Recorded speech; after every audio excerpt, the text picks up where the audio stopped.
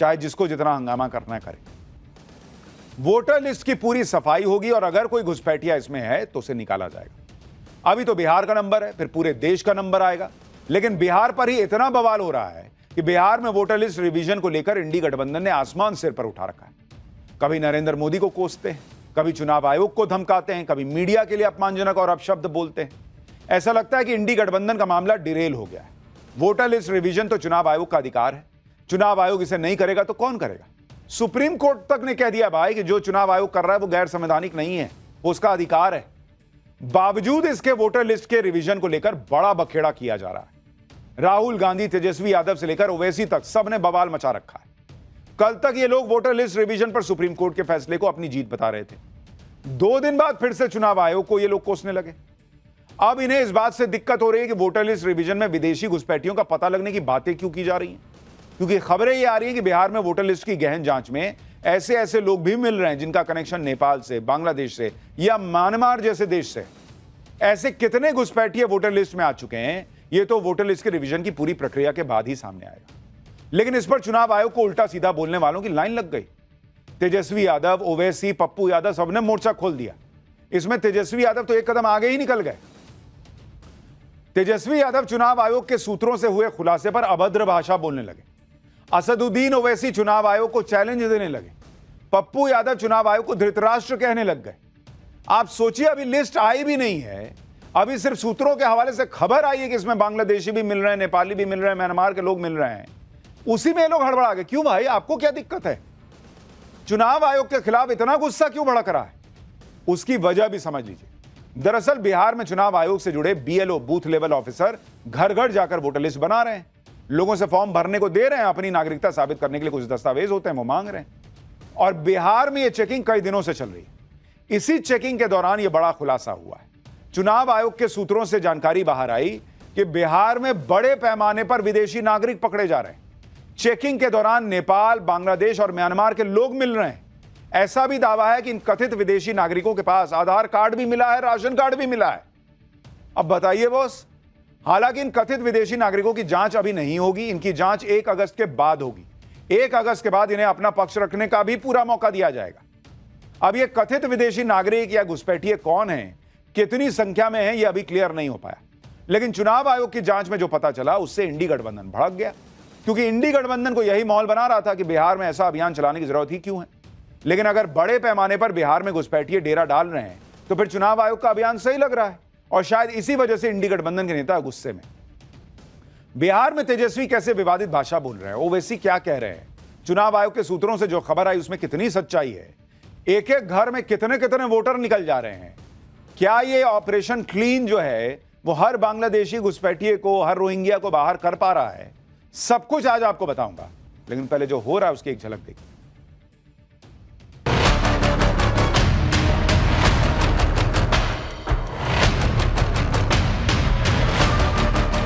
तो क्या विदेशियों ने नरेंद्र मोदी जी को वोट दिया?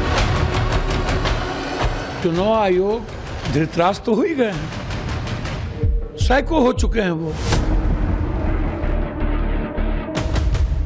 ये NRC बैकडोर से हो रहा है। ECI को पावर्स नहीं है सिटीजनशिप डिटरमाइन करने का। बीजेपी के लोग जो है ना कुछ न कुछ अधिकारियों को पटाकर नाम डलवा रहे हैं। अगर एक भी म्यांमार का और बांग्लादेशी है, the home minister of this country is responsible, he must quit.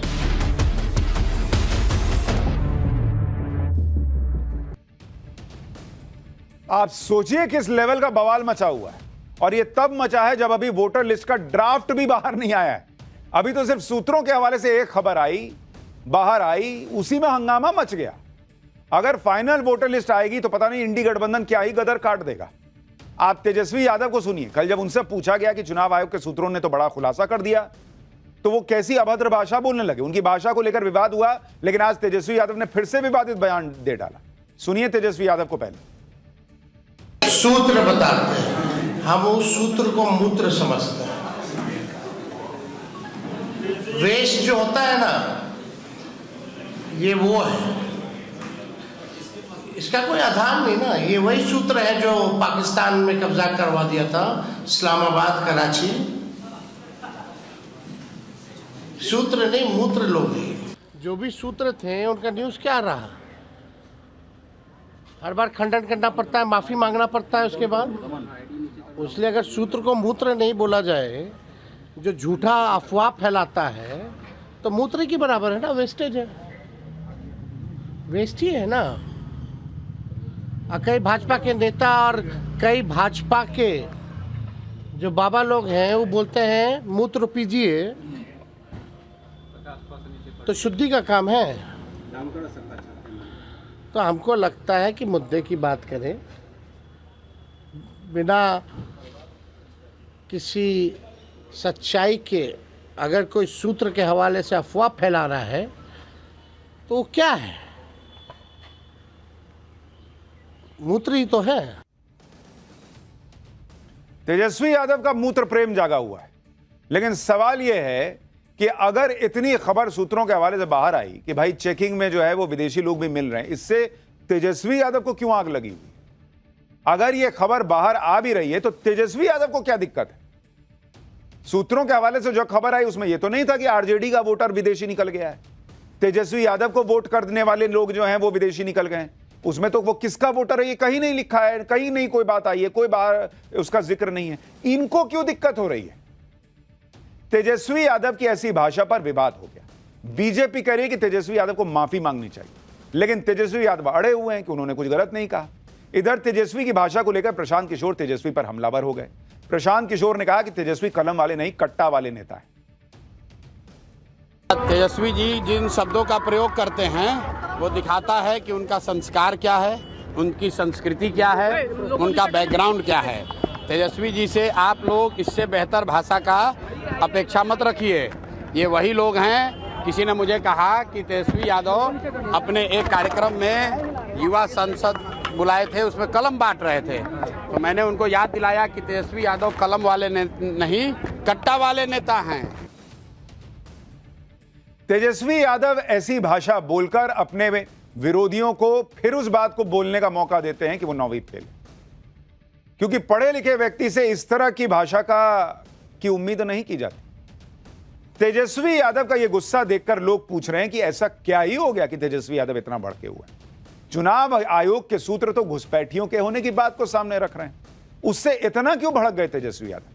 ऐसा गुस्सा देखकर तो बीजेपी के वो आरोप सही साबित होते लग रहे हैं कि इंडी गठबंधन ने घुसपैठियों को अपना वोटर बनाया हुआ है, इसलिए वो बिहार में वोटर लिस्ट रिवीजन से डरा हुआ है।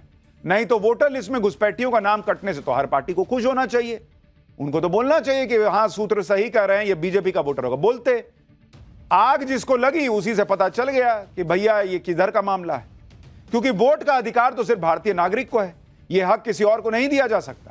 लेकिन तेजस्वी यादव अपना अलग तर्क दे रहे हैं। तेजस्वी यादव का कहना है कि 7 करोड़ 90 लाख वोटर में 1% वोटर भी छूट जाए और दस्तावेज नहीं दे पाए तो क्या होगा? अगर 1% वोटर का नाम कटा तो 7,90,000 मतदाताओं का नाम कट जाएगा। इस हिसाब से करीब हर विधानसभा में 3,251 वोटर्स का नाम कटेगा। और अब तेजस्वी यादव का कहना है कि साल 2020 में ऐसे कई सीटें थी जहां हार जीत का अंतर 3,000 वोटों का था, इसलिए तेजस्वी यादव का कहना है कि वोटर लिस्ट में थोड़ा भी बदलाव बिहार के नतीजे पलट सकता है। दरअसल 2020 में बिहार में 35 सीटों पर जीत का अंतर 3,000 मतों का था। ऐसी 52 सीटें थीं जहां जीत हार का अंतर 5,000 से कम था। और यही वजह है कि तेजस्वी वोटर लिस्ट में 1% बदलाव को लेकर भी आशंकित हैं।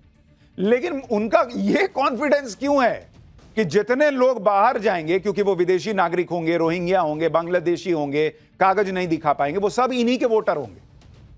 भाई 1% हो सकता है बीजेपी का वोट चला जाए और आप जीत जाइए, ये क्यों नहीं हो सकता? इतना कॉन्फिडेंस कैसे है कि इन्हीं का वोटर विदेशी निकलेगा? उन्हें लग रहा है कि जैसे 1% वोटर भी छट गया तो उनको नुकसान हो जाएगा।